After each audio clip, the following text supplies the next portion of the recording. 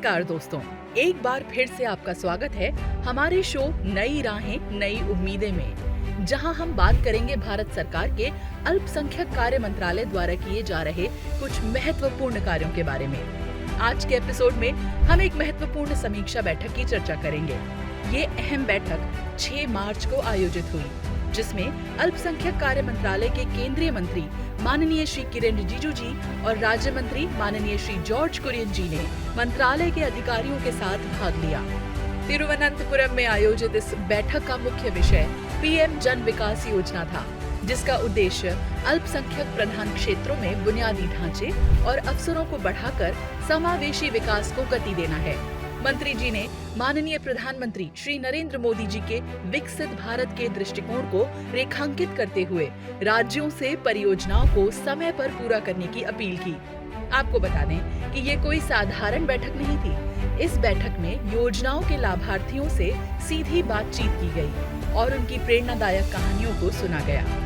इन लाभार्थियों की कहानियां इस बात का प्रमाण है कि सरकारी योजनाओं ने लोगों के जीवन में क्रांतिकारी बदलाव लाए हैं। ये दर्शाता है कि ये योजनाएं सिर्फ कागजों पर नहीं, बल्कि वास्तविक जीवन में भी प्रभावशाली हैं। अब जहां मंत्रालय के दोनों मंत्री अल्पसंख्यक विकास को लेकर अहम बैठक कर रहे हैं, वहीं मंत्रालय के सचिव भी इस राह पर अग्रसर हैं। सचिव श्री डॉक्टर चंद्रशेखर कुमार ने हाल ही में झारखंड सरकार के सचिव श्री कृपानंद झा और जनजातीय कल्याण आयुक्त श्री अजय नाथ झा के साथ रांची स्थित ITI कौशल महाविद्यालय का दौरा किया। उन्होंने वहां के शानदार इंफ्रास्ट्रक्चर की सराहना की और संस्थान के स्टूडेंट प्लेसमेंट रिकॉर्ड एवं कौशल विकास की प्रतिबद्धता को युवा सशक्तिकरण का महत्वपूर्ण कदम बताया।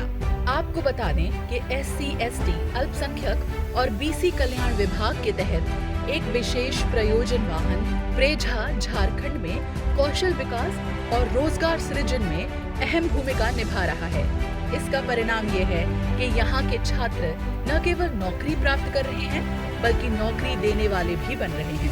इसके बाद सचिव डॉक्टर चंद्रशेखर कुमार ने एक और महत्वपूर्ण बैठक की अध्यक्षता की, जिसमें वक्फ बोर्ड, PMJBK, PM विकास योजना और छात्रवृत्तियों पर चर्चा हुई।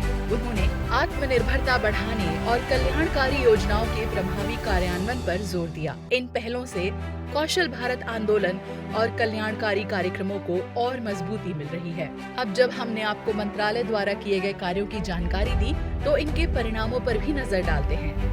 हाल ही में मंत्री श्री किरेन रिजिजू ने राज्यसभा में एक लिखित उत्तर में बताया कि 2011 की जनगणना के अनुसार मुसलमानों में साक्षरता दर 2001 के मुकाबले 9.4% बढ़ी है। क्या आपको पता है, 2001 की जनगणना में 7 वर्ष और उससे अधिक आयु के मुसलमानों में 59.1% थी, लेकिन 2011 की जनगणना में इस श्रेणी में साक्षरता दर बढ़कर 68.5% हो गई थी।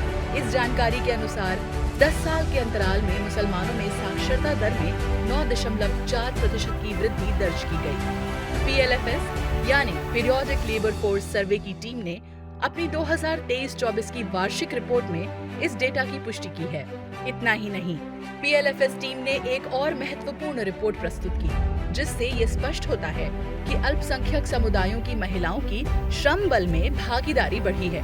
इसे हम अल्पसंख्यक कार्य मंत्रालय की उपलब्धि के तौर पर देख सकते हैं। प्रधानमंत्री विरासत का संवर्धन योजना PM विकास, कौशल विकास, शिक्षा सहायता और महिला उद्यमिता पर ध्यान देती है। ये योजना 5 पूर्ववर्ती योजनाओं जैसे सीखो और कमाओ, उस्ताद, नई रोशनी और नई मंजिल को जोड़ती है। सीखो और कमाओ 2014-15 2.69 लाख महिलाओं को प्रशिक्षित किया गया, जो कुल लाभार्थियों का 57.64% है। उस्ताद 2015 19,255 महिलाओं को पारंपरिक कौशल में प्रशिक्षित किया गया, जो कुल लाभार्थियों का 89.10% है। नई मंजिल 2014 से 21 54,233 महिलाओं को शिक्षा और कौशल प्रशिक्षण दिया गया, जो कुल लाभार्थियों का 54.94% है। मंत्रालय प्रधानमंत्री श्री नरेंद्र मोदी जी के नेतृत्व में जनहित में प्रभावी कार्य कर रहा है और समाज में समृद्धि एवं भाईचारे को बढ़ाए रखने में महत्वपूर्ण भूमिका निभा रहा है। तो दोस्तों, ये थी कुछ खास पहल और योजनाएं जो हमें एक बेहतर भविष्य की ओर ले जा रही हैं। अगले एपिसोड में फिर मिलते हैं नई जानकारियों के साथ। धन्यवाद और जुड़े रहिए हमारे साथ। भागीदारी से भाग्योदय।